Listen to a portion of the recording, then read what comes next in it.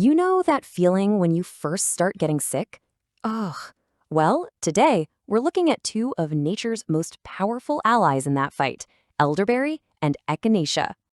So, picture this. You feel that dreaded scratch in your throat, the aches start to creep in, and you just know what's coming.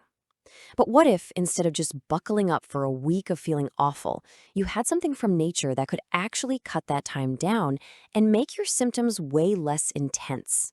That's the big question we're tackling.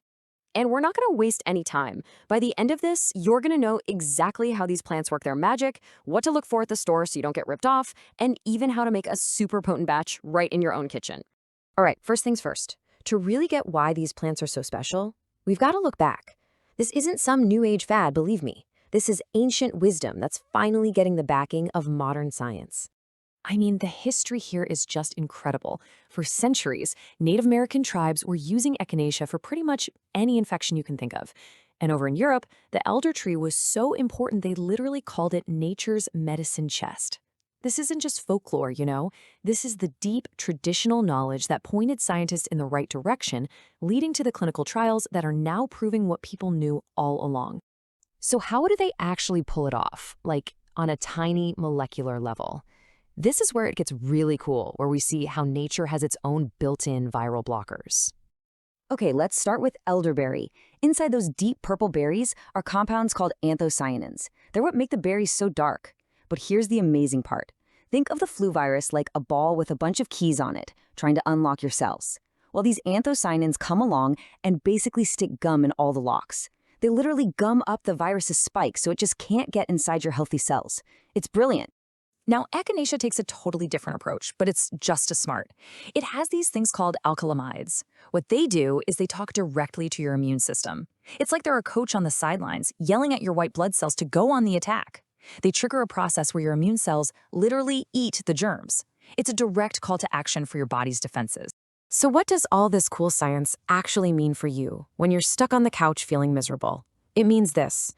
Studies have shown that if you take these herbs right when you feel symptoms coming on, you can shorten the flu by an average of 3 to 4 days. 3 to 4 days. When you feel that bad, that's a huge deal. And that's not all. The benefits just keep coming. These herbs also help calm down your body's over-the-top inflammatory response.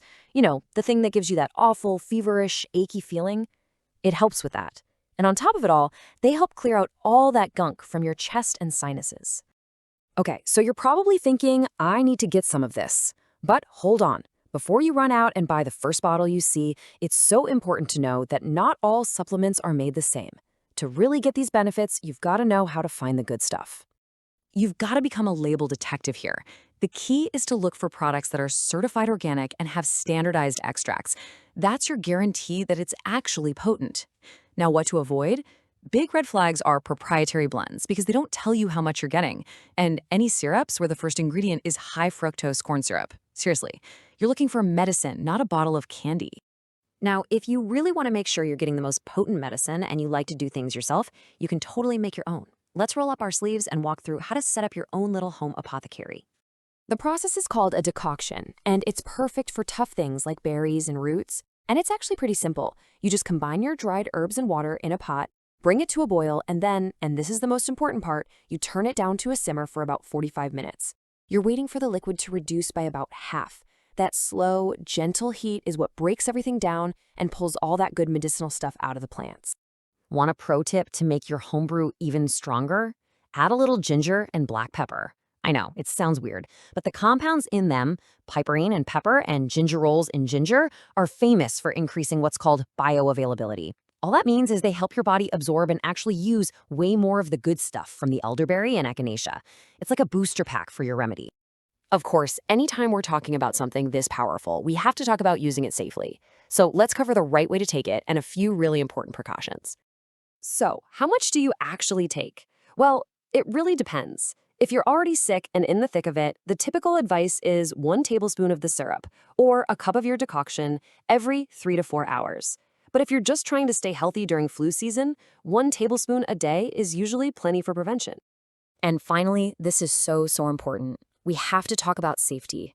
Because these herbs work by revving up your immune system, you absolutely need to talk to a doctor first if you have an autoimmune condition like lupus or RA. Same goes if you're pregnant. And if you're diabetic, you have to be really careful with those sugary store-bought syrups. The bottom line is simple. When in doubt, just check with your doctor. So, from ancient traditions to modern science, the proof is pretty clear. Plants like elderberry and echinacea are seriously powerful tools for our health. It really makes you wonder, doesn't it? What other secrets is nature holding on to? What should we dive into next?